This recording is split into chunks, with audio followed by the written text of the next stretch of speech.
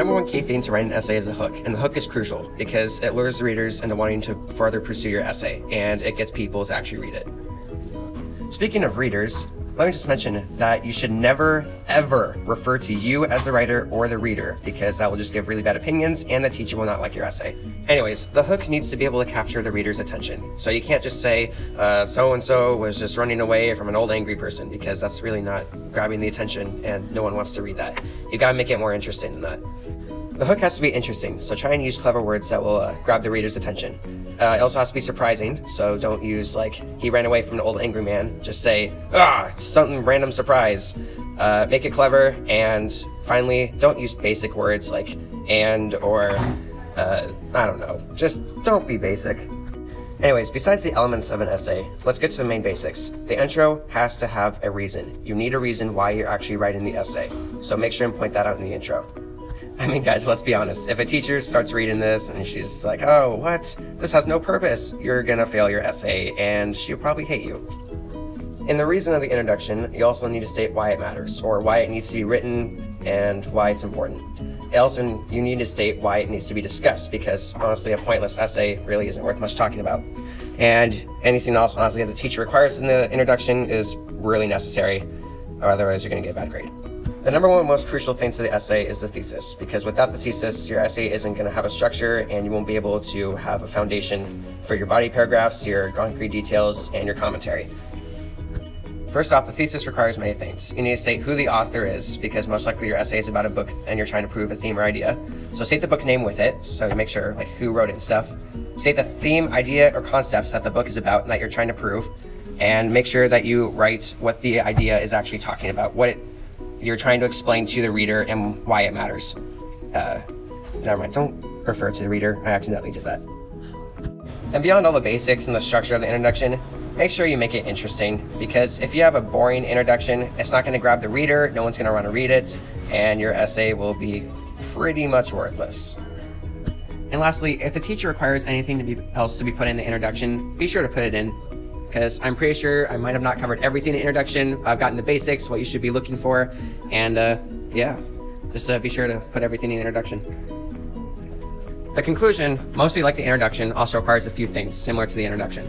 First off, you need to have a small summary of the essay, because you need to emphasize on what happens, and you also need to review the 3 points of the essay.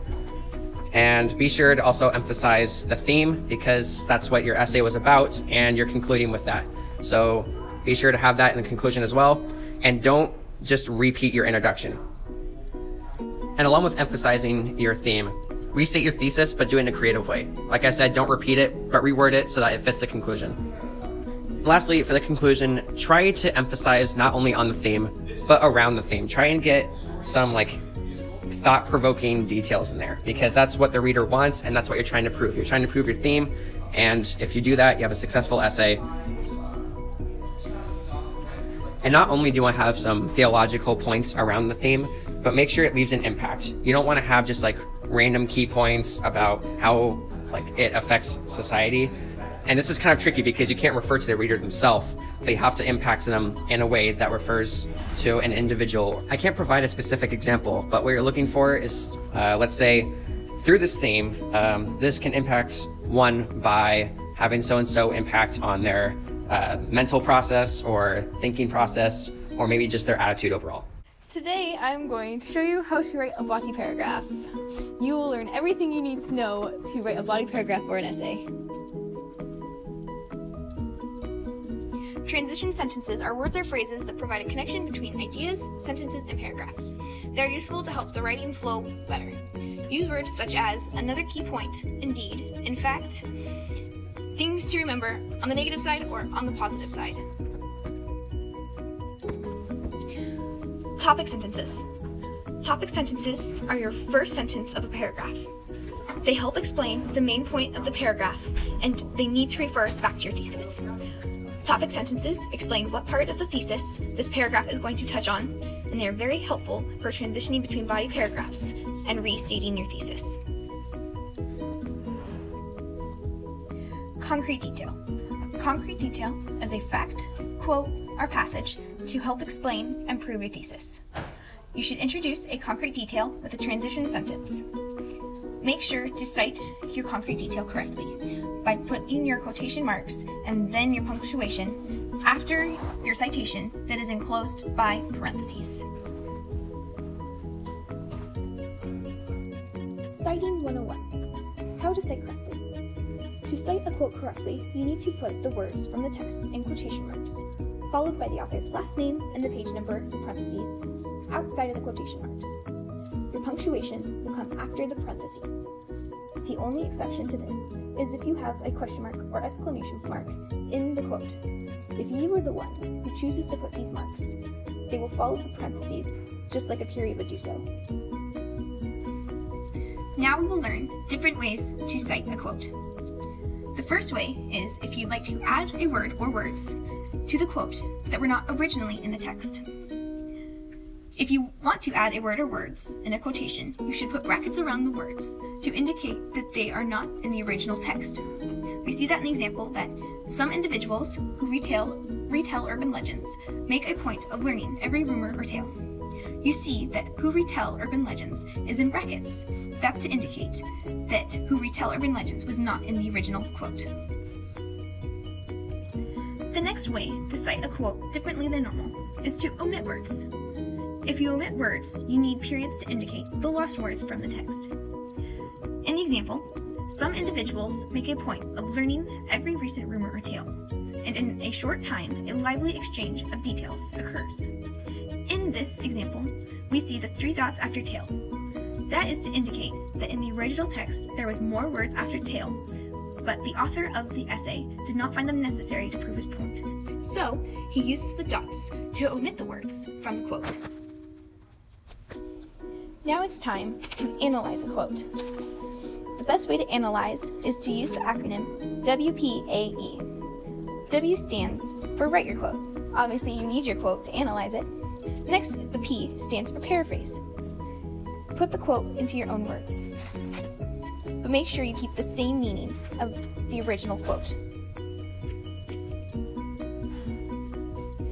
The next part of the analysis acronym is the A, analysis.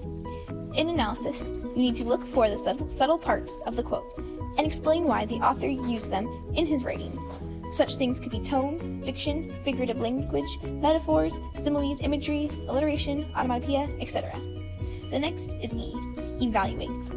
Show the importance of the quote with respect to your argument and your thesis. Explain the significance of the different literary devices used. This will be the best way to explain why you use those quotes and how they help your thesis and your argument. Now we're going to learn about sentence structure. Good sentence structure makes sure you do not have run-on sentences or fragmented sentences. The first type of sentence is a simple sentence.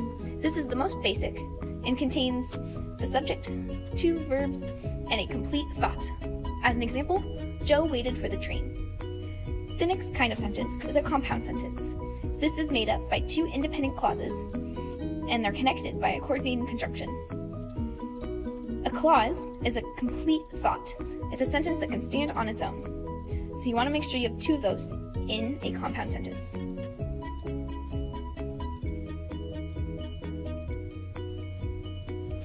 Now, a coordinating conjunction are very many different words that you can use. A good way to remember some of them is with the acrostic fanboys. I know it sounds kind of weird, but it's very helpful. The F stands for for, the A stands for and, the N stands for nor, the B stands for but, O stands for or, Y stands for yet, and S stands for so.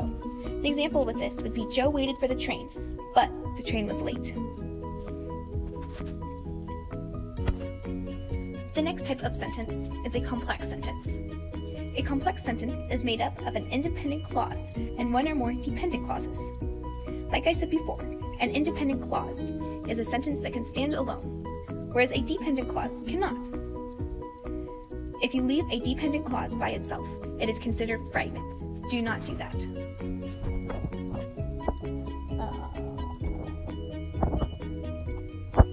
Last but not least is the conclusion or closing sentence. This is just the last sentence of your paragraph, not the last paragraph of your essay. The definition of conclusion is the finish or end of an event or process. So, you want to make sure you complete your paragraph on a good note. In order to have a good conclusion, you need to restate the main idea of your paragraph. You want to use different words though, and make sure you summarize the ideas that you presented in your conclusion. Hello and welcome to my lesson on grammar. Today I will teach you what grammar is and how to use grammar.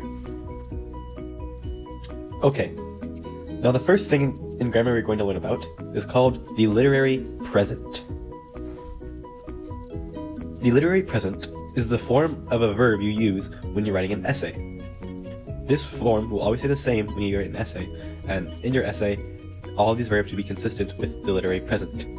The literary present is always in the present, so when writing an essay, even if it happened in the past, you would write it like it is happening presently. For example, he goes to the store. Goes is present. This is the correct one. An incorrect one would be like, he went to the store. The verb went is a past tense verb, therefore it is a bad example. Next, we have the term third person. Third person is what you use when writing an essay. For example, you don't want to use words like me. That would be first person. Or second person, which is you. You want to use words like he, she, they. In the whole essay, you don't want to use any first or second person words. Use third person words. For example, example 1 we have, he went to the store. He is the correct tense. It is a third person word, because it's not talking about me, or it is not talking directly to a certain person. Another example we have, which is a bad example, was you went to the store. You is in the second person. That is a bad example, because you're talking directly to someone else. Our next topic we have is subject-verb agreement. Okay. Now let me explain what subject-verb agreement is. When using a verb and a subject, the verb has to equal the subject. What I mean is the tense has to be the same. So if it's they, it'd be they are, not they is. That'd be incorrect. Here is our first example. We have, let's think here, how about she and friends? I know it's bad grammar, it's bad writing, but let's just do it. She and friends are. She and friends is plural, so are would also be plural. This is a correct way of subject-verb agreement. Here we have book and pen is. The book and pen is both singular. So this is a correct subject-verb agreement. So overall, make sure your subject and verbs agree with each other. Our next thing we're going to be talking about is called a comma splice. A comma splice is when you are writing, when a sentence is super long, and like you just keep going on and on, but it's only separated by commas and not set in the different sentences. So let's show you an example. Example 1. Say I'm just writing blah blah blah blah blah blah. Just keep writing and writing and writing. It's a super duper long sentence. And I just use comma separated. That is not a good thing. That is a bad comma splice. Don't do that, because you will get a bad grade. Our next topic is on semicolons. You're probably wondering, what is a semicolon? Well, it's that thing right there. That is a semicolon. You're probably wondering, hey, when do I use this? Well, I'm here to let you know that you use a semicolon when a comma isn't enough. What I mean is that when you have a sentence and you have similar ideas, and you try to use a comma to separate it, but it's not enough, you have to use a semicolon to separate these related ideas. Our next section is fragments. Now you're probably asking, what is a fragment? That's a weird term. Well, let me tell you. A fragment is like half a sentence. It is still a sentence, but, I mean, you can call it one by definition, but really it's too short to be a real sentence. It's not complete. It is complete, but it's just not enough. You need more detail. Okay, here's an example for you. Example number 1. So first off we have, we got in the car. Then after that we have, we rolled down the windows. Those are both sentences, but they're fragments. See how they're very simple. This is a bad example. But if you take away the period and have a comma instead, it becomes a full sentence with 2 separate ideas. That's a good example. Okay, now for our final section for grammar. Pronoun number agreement. This means when you're looking back to the story or back in the essay, you can't change the number. The number has to stay the same. By doing so, you keep guy as a single. So guy would always stay as guy if you're referring back to it. You cannot change it to guys. Or guys would say the same. You cannot change guys because you're referring back to something that's already been written. So you can't change it. It has to stay the same number. Finally, we have the topic of the MLA format. Okay, now here are some of the guidelines for the MLA format. First off, paper should be 8 by 11. Should be a legible font like Times New Roman. It should be 12-point font size. Should be double spaced. It should as well have 1-inch margins on the page for both sides. But wait, there's more. It should as well have tabbed paragraphs. So for each new paragraph, you have to tab in. And the header must be correct.